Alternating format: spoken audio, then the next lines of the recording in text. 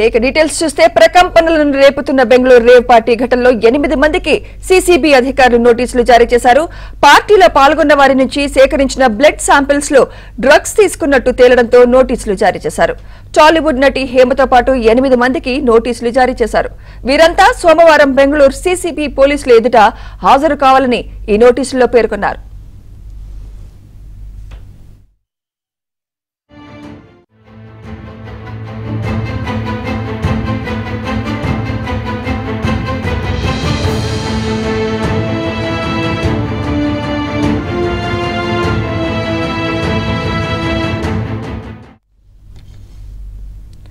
ప్రకంపనలను రేపుతున్న Bengaluru rave party ఘటనలో 8 మందికి CCB అధికారులు నోటీసులు జారీ చేశారు.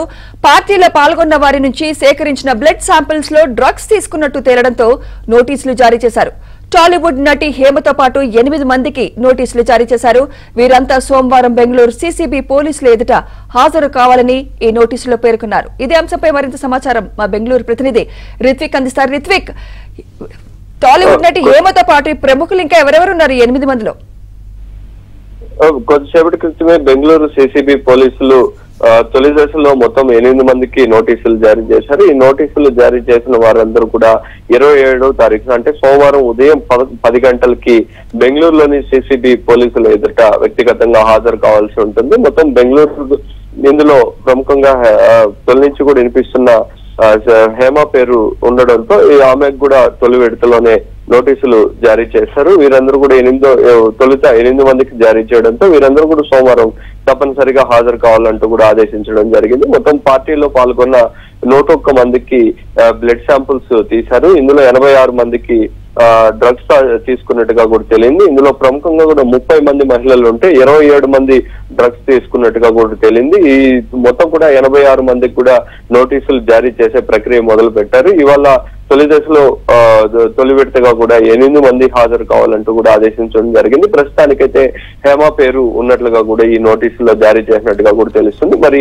వ్యక్తిగతంగా హాజరైతే ఎవరెవరు హాజరవుతారు ఏంటనే విషయాలు కూడా పూర్తిగా తెలిసే పరిస్థితి ఉంటుంది. సో మొత్తానికి కూడా సంచలనంగా గత వారం రోజుల నుంచి కూడా ఈ రేవ్ పార్టీ ఘటనకు సంబంధించి సంచలనంగా మారింది. ఇటు కర్ణాటకతో పాటు బెంగళూరులోను ఇటు తెలుగు రాష్ట్రాల్లోనూ కూడా ఈ ఘటనకు సంబంధించి సంచలనంగా మారడంతో పోలీసులు కూడా దీని మీద విచారణ వేగవంతం చేశారు. హెబ్బెగౌడ ఏదైతే జిఆర్ ఫామ్ హౌస్ ఉంటుందో ఆ ప్రాంతంలోని హెబ్బెగౌడ పోలీస్ స్టేషన్ లో మొదట ఈ కేసు నమోదైంది. ప్రముఖంగా ఈ పార్టీ నిర్వహించిన వాసుతో పాటు A2 గా కూడా అరుణ్ కుమార్ ని, మరో డ్రగ్ సరఫరాదారులను కూడా A3, A4, A5 గా పేర్కొన్నారు. జిఆర్ ఫామ్ హౌస్ ఓనర్ ను కూడా A6 గా పేర్కొన్నారు.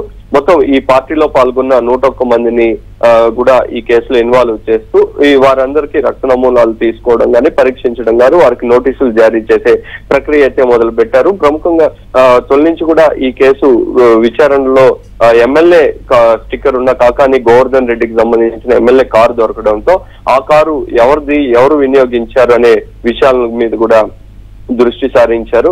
ఇందుకు సంబంధించి కూడా విచారణ చేసే దశలో పూర్ణారెడ్డి అనే వ్యక్తి ఈ కారును వినియోగించాడని చెప్పి ఈ పూర్ణారెడ్డి పార్టీలో ఉండగా రైడ్ చేసిన సమయంలో అతను పారిపోయాడని చెప్పి కనుగొన్నారు. అతనికి నోటీసులు జారీ చేయగా అతను పోలీసులు ఎదుట హాజరైన వెంటనే కూడా బెయిల్ తీసుకొని వెళ్ళిపోవడం జరిగింది. ఈ పూర్ణారెడ్డి A2 గా ఉన్న అరుణ్ కుమార్ వీళ్ళిద్దరూ కూడా ఈ పార్టీకి ఫండింగ్ చేసిన వ్యక్తులుగా కూడా తెలుస్తుంది. ఈ కేసుకు సంబంధించి అయితే పోలీసులు అయితే వేగంగా విచారణ జరుపుతున్న పరిస్థితి అయితే ఇక్కడ కనపడుతుంది. అంటే రిత్విక్, రక్త నమూనాలలో పాజిటివ్ వచ్చిన వారిపై ఎలాంటి యాక్షన్ తీసుకునే ఛాన్స్ ఉంది? అంటే కేవలం కౌన్సిలింగ్ చేసి పంపించేస్తారా లేకపోతే సీరియస్ యాక్షన్ తీసుకునే ఛాన్స్ ఉందంటారా?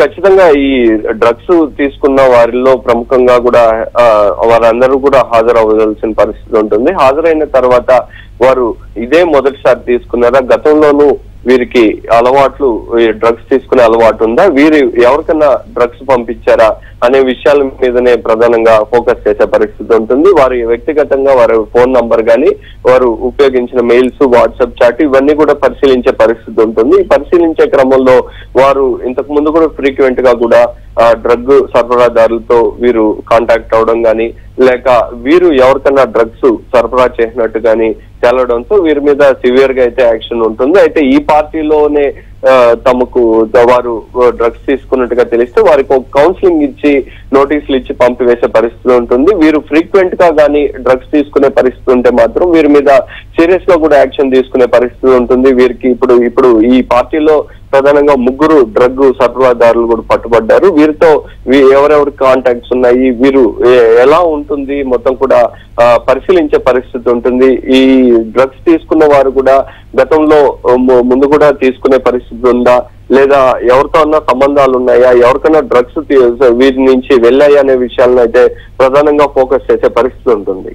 రైట్. అలాగే రిత్విక్, హేమ అక్కడ లేనంటూ ఒక ఫేక్ వీడియో విడుదల చేయడం చూసాం మనము. సో ఇప్పుడు ఆ పార్టీలో పార్టిసిపేట్ చేశారని కన్ఫర్మ్ అయ్యాక ఆమె స్పందన ఏ విధంగా ఉందంటారు రిత్విక్? ఖచ్చితంగా హేమ ఏదైతే పార్టీ రైడ్ జరిగిందో ఉదయం 3 గంటలకు ఈ పోలీసులు రైడ్ చేశారు. 6 గంటలకు స్థానికంగా అక్కడ ఉన్న మీడియా అందరూ కూడా వెళ్లి హేమను మేము వ్యక్తిగతంగా చూసామని చెప్పి వారంతా చెప్పడం జరిగింది.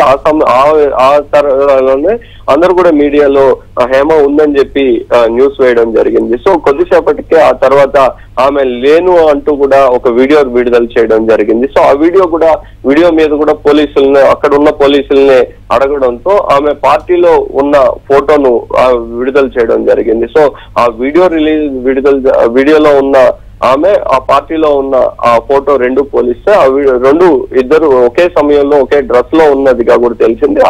అప్పటి నుంచి కూడా కన్ఫర్మ్ అవుతూ వస్తుంది. ఆ తర్వాత హేమ బెంగళూరు నుంచి హైదరాబాద్ నుంచి బెంగళూరుకు వచ్చిన ఫ్లైట్ టికెట్స్ కూడా దొరకడం జరిగింది. సో ఆమె ఎంత డిఫెండ్ చేసుకున్నా కానీ నేను లేనని చెప్పుకుంటున్నప్పటికీ కూడా ఆమె తొలగించి ఉంది ఈ పార్టీలో అనే దానికి ఆధారాలు చేకూరుతూ వచ్చాయి. ప్రస్తుతం అయితే ఆమె ఆ తర్వాత బ్లడ్ శాంపుల్స్ లోనూ ఆమె డ్రగ్స్ తీసుకున్నట్టుగా తేలడం, తొలి విడతలోనే ఆమెకి సిసిబి ఎదుట హాజరు కావాలని చెప్పి నోటీసులు జారీ చేయడం, ఇవన్నీ కూడా ఆమెకి ఎటువంటి ఇంకా డిఫైన్ చేసుకునే పరిస్థితి లేదు. ఖచ్చితంగా ఆమె హాజరు కావాల్సిన అవసరం అయితే ఉంటుంది. రైట్. Thank you Ritwik.